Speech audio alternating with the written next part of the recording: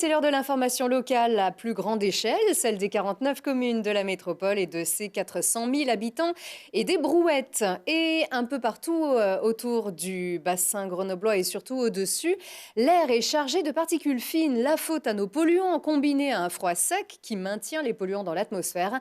Le niveau vigilance orange a été activé. Et pour limiter ces épisodes à l'avenir et améliorer progressivement la qualité de l'air, Grenoble-Alpes Métropole s'est engagé avec la région Auvergne-Rhône-Alpes et l'ADEME, l'Agence de l'environnement et de la maîtrise de l'énergie, par le biais d'une convention de partenariat selon le principe la métropole crée des mesures et reçoit une aide financière de 4,6 millions d'euros pour les mettre en place. Les détails avec le président de la métropole, Christophe Ferrari.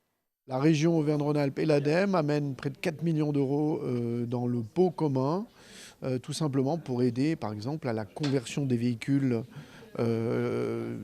polluants vers des véhicules propres avec une aide simple, c'est qu'on double les aides financières et on passe de 1 véhicule aidé à 5 véhicules aidés. Donc c'est un vrai levier qui est majeur. On va aussi développer des aides pour les possesseurs de véhicules utilitaires légers mais qui l'ont à titre individuel et qui n'étaient pas du tout aidés jusqu'à maintenant. Et puis on va lutter contre l'écobuage en ayant là aussi des outils dans les végéteries qu'on mettra dans les petites communes de la métropole pour tout simplement le broyage des déchets verts, qui est un vrai sujet, plutôt que de les brûler et donc de réduire évidemment la pollution de l'air. Donc vous voyez, c'est sur près de 10 mesures qui viennent augmenter l'accompagnement financier des petites et moyennes entreprises, des entreprises, mais aussi des individus, des citoyens eux-mêmes. La région donne 2,8 millions d'euros pour ces mesures et l'ADEME donne 1,8 million d'euros.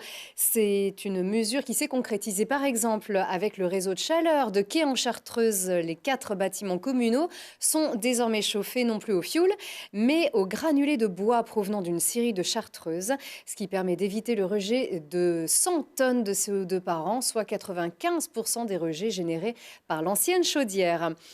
Et plus il y a de mesures, plus on se donne des chances de voir reculer le réchauffement climatique. Et le monde économique y est de plus en plus sensible. Près de 300 entrepreneurs se sont réunis au World Trade Center la semaine dernière devant la caméra de Laurie Baillet.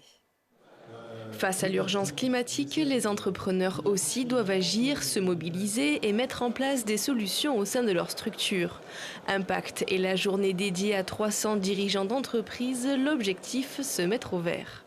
Je pense qu'on est dans un monde où les industriels sont beaucoup regardés comme étant des pollueurs. Savoir travailler son image, ça peut vous paraître un peu cynique, mais c'est important pour nous de savoir faire comprendre que l'industrie est aussi un acteur de changement et est aussi dans une économie qui se verdit. C'est important pour des questions d'économie. Quand on travaille le sujet avec un angle industriel, on regarde les coûts, on regarde les bénéfices. Et c'est bien sûr important surtout pour une question d'impact citoyen. On crée de la fierté chez les salariés d'être non seulement dans une activité économique, mais d'enclencher un cercle vertueux sur son impact environnemental.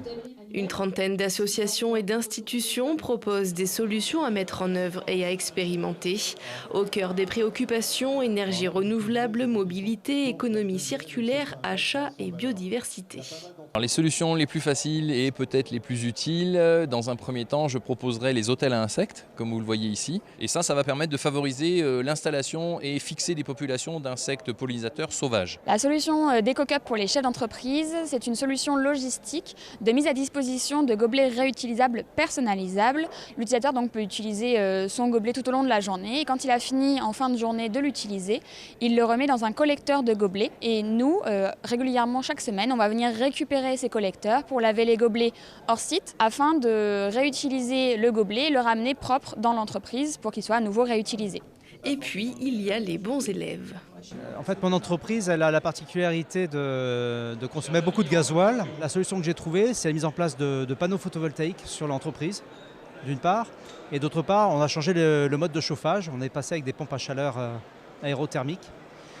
Et la troisième étape là, que je suis en train d'entamer, c'est le fait de renouveler le parc de véhicules en véhicules 100% électriques.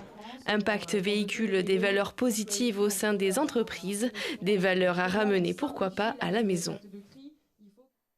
Et on peut aussi noter l'action Coup de poing pour le climat du groupe Rossignol qui a créé le programme Respect et son ensemble de mesures concrètes qui visent à atteindre la neutralité de l'empreinte carbone d'ici à 2050 et qui visent à réduire les déchets de 40% d'ici à 2025.